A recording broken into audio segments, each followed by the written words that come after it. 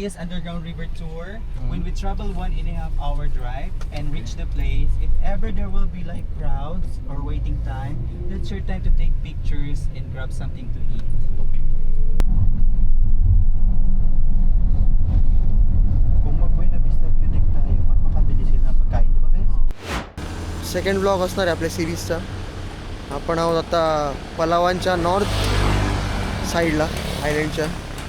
आपण आज underground river expedition करणार आहोत, जी डे टूरच आहे, त्यात लंच पण इन्क्लुडेड आहे. आणि आपण जिथं राहतो आहे पेडतो प्रिन्सेसा, तिथून 1-1.5 तासाच्या डिस्टन्सवरती आहे. तर ही मागे जी व्हॅन आहे त्यात आपण ट्रॅव्हल करतो आहे. ब्रेक घेतला आता, शॉर्ट ब्रेक, आणि त्यानंतर मग पोचू आपण अजून 1-1.25 तासानंतर. आता हा पूर्ण गावचा रस्ता आहे, पण एक पण खड्डा नाही इथे, म्हणजे पाणी पण हलणार नाही ग्लासमधलं, इतका स्मूथ रस्ता आहे. आणि पूर्ण घनदाट जंगल एकदम. वरनं जर का ड्रोन वगैरे उडवला आपण तर फुल ग्रीन ग्रीन दिसेल. होत आलाय ब्रेक आपला.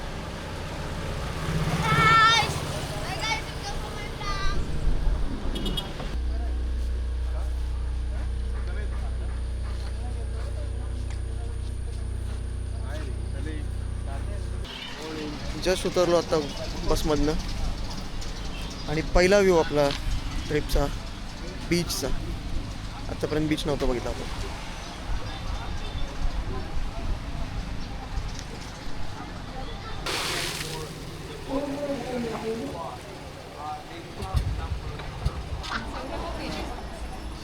आता आपला नंबर लागलाच आहे आय गेस. 2 बोट गेल्यानंतर आपला 3rd नंबरची बोट आहे. अशा या बोट्स आहेत, कारण की आतमध्ये वेव्स मोठ्या आहेत, त्याच्यामुळे त्यांनी साईडला थोडं सपोर्ट लावलेलं आहे. आणि 6-7च्या बॅच 6च्या बॅचमध्ये जाते ॲक्च्युली बोट. तर आमच्यातलं एक जण आता दुसऱ्या बोटमध्ये जाईल. इथून आपण जाणार त्या साईडवरती, जिथून एका छोट्या पॅडल बोटमध्ये आपल्याला नेणार ते अंडरग्राऊंड रिव्हरच्या एक्सपिडिशनसाठी.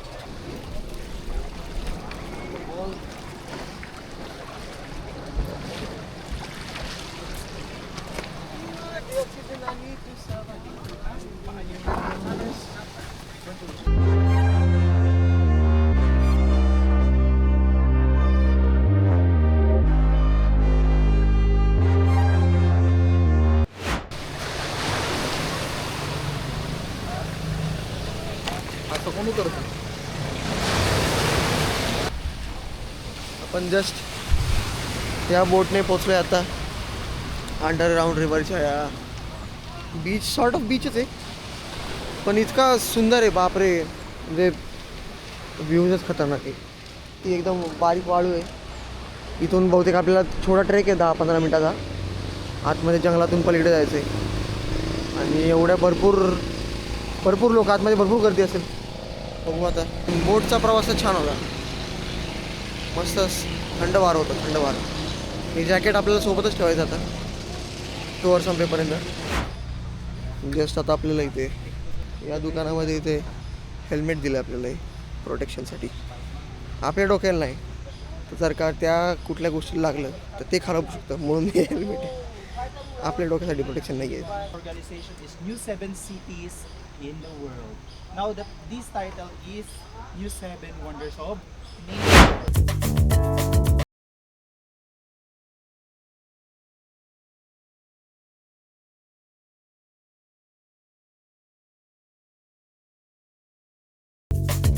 आपण बघू शकतात हे अशा प्रकारचं काहीतरी आपल्याला ऑडिओ कार्ड यांनी दिलेलं आहे. ह्याच्यामध्ये कसं आपल्याला हे डिफरंट त्यांनी चॅनल्स दिलेले आहेत, आणि त्यावरती आपल्याला काय करायचे, की जी आतमधली त्यांची हिस्ट्री किंवा ही जी वर्ल्ड हेरिटेज साईट कशी त्यांनी डिस्कवर केली, हे सगळं आपल्याला त्यामध्ये फॅक्ट्स सांगितले जाणार आहेत. Pito na may isang sasama.